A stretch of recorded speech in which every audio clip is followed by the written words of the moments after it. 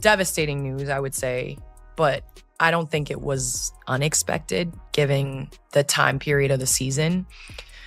Caitlin Clark announced on her social media that she will miss the rest of the season. She captioned it in short and part. I had hoped to share a better update, but I will not be returning to play this season. I spent hours in the gym every day with a singular goal of getting back out there. Disappointed isn't a big enough word to describe how I am feeling. She was limited to 13 games this season. Candace Parker just dropped a truth bomb the WNBA never wanted to hear.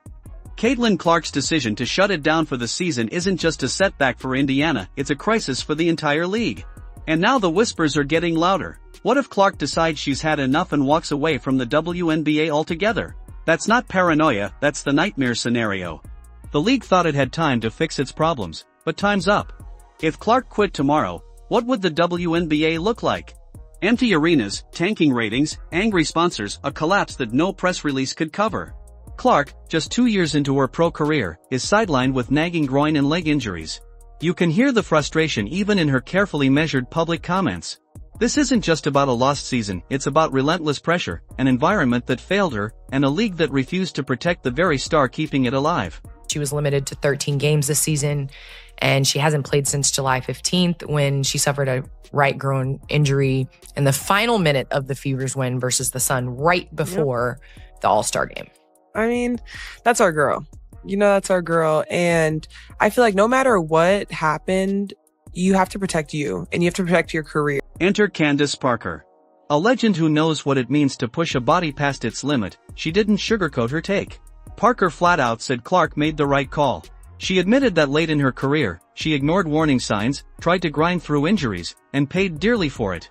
Her message to Clark was crystal clear: don't let the league bully you into risking your future. Take care of your body first. There's no reason to force anything. And I feel like her just kind of having that approach of doing what's best for her is all we can ask for, because we'd rather Caitlin sit out and then come back next season and we're ready to roll and we're ready to rock. And so we've just been supporting her and she's been supporting us. She's always there. We're getting to watch film and she's in there walking through saying, hey, and we're like, get out, go do what you need to do. But I mean, she's still the same. And I feel like our approach, because we've been missing her for so long, is just to come in and compete. And we have a good rhythm, I think, with everyone that's came in. And so just keeping that as our main focus. But here's the bigger issue. This isn't just about Clark's health. It's about the WNBA's entire future hanging by a thread. Every metric that matters, attendance, ratings, jersey sales, exploded because of her. She didn't just elevate the Fever, she dragged the entire league into relevance. Now the WNBA's golden ticket is stuck on the sidelines while executives scramble to spin this disaster. The terrifying question: what if Clark says, I'm done? She doesn't need the WNBA. The WNBA needs her. She could walk away tomorrow and still have her pick of opportunities: broadcasting, endorsements, international leagues where she'd earn more money and actually get foul calls, even launching her own media ventures. Meanwhile, the league is a charity case that finally hit pay dirt with Clark and then failed to protect its most valuable asset. Fans didn't show up because they suddenly cared about the WNBA brand. They showed up for her. They bought her jersey. They tuned in for her highlights. Take her away, and the arena's empty overnight. The league already rolled the dice by refusing to protect her. Night after night she got hip-checked, elbowed, and shoved while refs swallowed their whistles. Games looked more like hockey than basketball. Leadership stayed quiet. And now their one player who could sell out any arena is gone for the year. Parker sees the writing on the wall. Playoff basketball is brutal, faster, harder, nastier. The last thing you do is push an injured star back onto the court just to squeeze out a few more ratings points. As Parker put it, you don't bring a Ferrari into a demolition derby. Clark seems to know she holds the power Steph White now. had said that they were hopeful that Clark would return by the end of the regular season, but Caitlin was unable to fully reincorporate back into practice. And, she had never missed a game in her collegiate career or first year in the WNBA. So this is definitely a blow, I'm sure, for the organization, but also for her. Fever went 8-5 when Clark played and 15-15 without her. You all did win the Commissioner's Cup for the first time in franchise history without her. So maybe that is also another precursor. But big picture from the outside looking in, I have been a player that has had a number of injuries. Parker sees the writing on the wall. Playoff basketball is brutal, faster, harder, nastier. The last thing you do is push an injured star back onto the court just to squeeze out a few more ratings points. As Parker put it, you don't bring a Ferrari into a demolition derby. Clark seems to know she holds the power now. This is year 2, not year 1, the season that should have cemented her as the face of the league. She should be headlining playoff highlights, not watching from the sideline. Instead, the WNBA is staring at a disaster it created. And it's not just about physical pain, it's about trust. Clark thanked her fans and teammates for their support, but noticeably left out the league and its leadership. That silence spoke volumes. Fans know she kept her end of the bargain, she worked, she delivered, she filled arenas, and the league let her down. The Clark could leave conversation is no longer hypothetical. It's a legitimate possibility, and fans are already saying the quiet part out loud. If Clark isn't playing, why should we watch? That sentence should terrify the WNBA, because it's not loyalty to the league driving attendance, it's loyalty to her.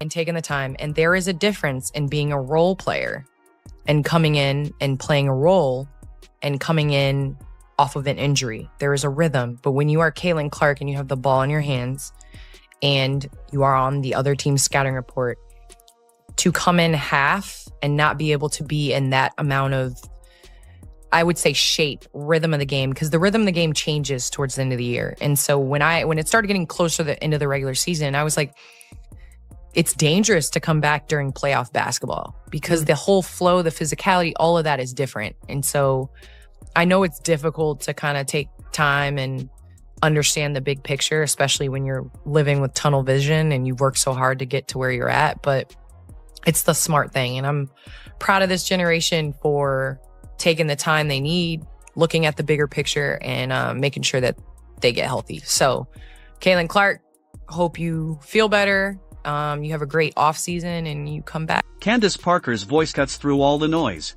She admitted she pushed herself past the breaking point and paid the price. Now, as a retired legend, she's waving a red flag, "Don't repeat my mistakes." That she even has to say this shows the league hasn't learned a thing. And here's the reality, no press release will fix this. Fans saw what happened with their own eyes. Clark getting battered, refs swallowing whistles, league executives staying silent. Words mean nothing when the product on the court tells a different story.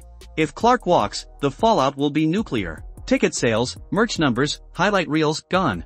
The league would slide right back into irrelevance, begging networks for scraps of airtime. Maybe that humiliation would finally force the WNBA to change, but based on its history, don't bet on it. This league has always leaned on stars to carry it, Taurasi, Parker, Maya Moore, but Caitlin Clark is different. She's not just a star, she's the star. She brought millions of new fans into the game. She turned random regular season nights into national events. You can't afford to lose her. Period. And yet, here we are. Her social media post announcing her injury was polite, but you could feel the frustration under every word. She wasn't just disappointed, she sounded betrayed. She held up her end of the deal and got elbows and flagrant fouls in return. That's why this moment feels like a crossroads. Either the WNBA finally steps up and protects its biggest star with real officiating, real safety measures, real investment in player health, or they risk losing her for good. Because here's the truth, Caitlin Clark knows her worth. She knows she's bigger than the league. And once a player realizes they don't need the institution, that institution loses its grip. When Parker retired, the league survived. When Sue Bird retired, it kept going. If Clark walks, there is no next star waiting in the wings. There's just a collapse. The WNBA begged for a superstar and finally got one.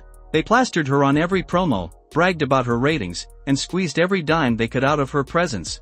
And then they let her get hacked, shoved, and battered until her body gave out. Now, Clark's future is the WNBA's future. If she decides her long-term health matters more than propping up a league that didn't protect her, no marketing campaign can save them. The league has one choice, treat her like the superstar she is, not just as a revenue source but as a person worth protecting, or watch her walk away and take the entire WNBA boom with her. Drop your thoughts in the comments. Hit like, subscribe, and turn on notifications so you never miss the next story.